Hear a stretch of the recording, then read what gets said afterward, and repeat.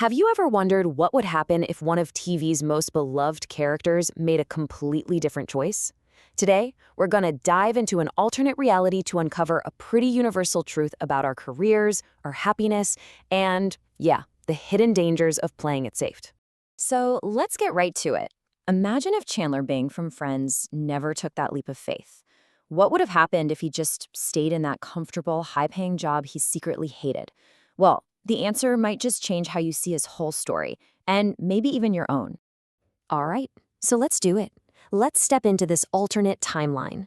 What does Chandler's life actually look like if he never quit his job and his path completely splits from the one we all know and love?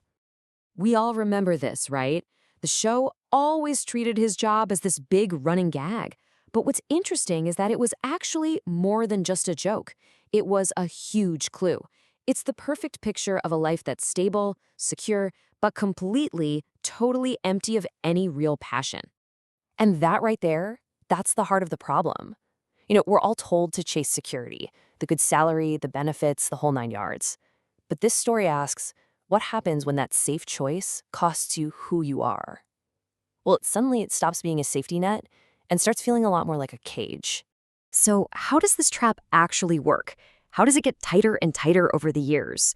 Let's trace the ripples from that one decision to just stay put. So here's the thing. On the surface, this version of Chandler would look like he's crushing it. I mean, in the corporate world, if you just stick around, you get rewarded, right? He'd be climbing that ladder, getting promotions, making more money, ticking all the boxes that we're told mean success. But, and this is a huge but, here's where the illusion starts to crack. While the world would see a guy who has it all, on the inside, he'd feel more disconnected and unfulfilled than ever. He's basically living a life that looks great on paper but doesn't feel like his at all. And this is so important to understand. The danger of staying stuck isn't some big, dramatic flame out. No, it's a slow burn. It's this quiet, creeping emptiness that just eats away at you, and because it's so slow, it's way harder to notice and even harder to get away from. All right, now let's talk about what this does to his head. We all know Chandler for his humor. It's his superpower. But in this other reality, that superpower starts to get twisted into something not so great. Chandler's sarcasm is a textbook defense mechanism, right? It's his shield. But think about it. What happens when the thing you need to be shielded from is your own life, every single day?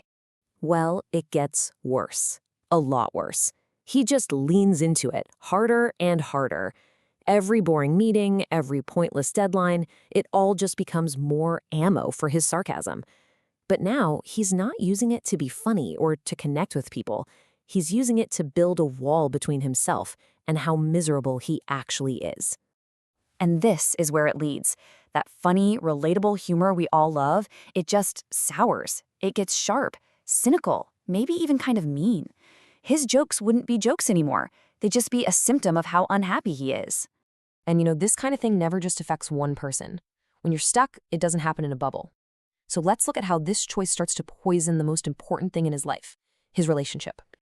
Here's a really important truth about relationships. They aren't just about love. They're about direction. They're about two people who are both moving forward, growing, not just as a couple, but as individuals too. You have to be on a similar path. And you can just see the split, can't you? You've got Monica, who is all about passion, progress, building something. And then you have this Chandler, who's just treading water, trying to maintain the status quo. What starts as a small gap between them, over time it becomes this huge canyon. The whole relationship gets thrown off balance.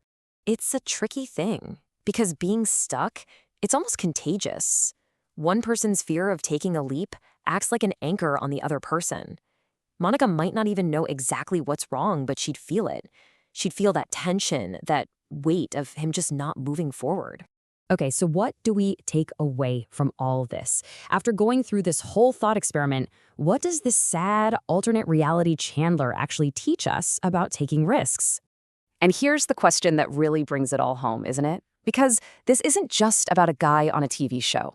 Let's be real. How many people do we all know, maybe it's even us, who are living this exact life? In a job that looks great on LinkedIn but feels totally empty, all while telling ourselves, but it's the safe option.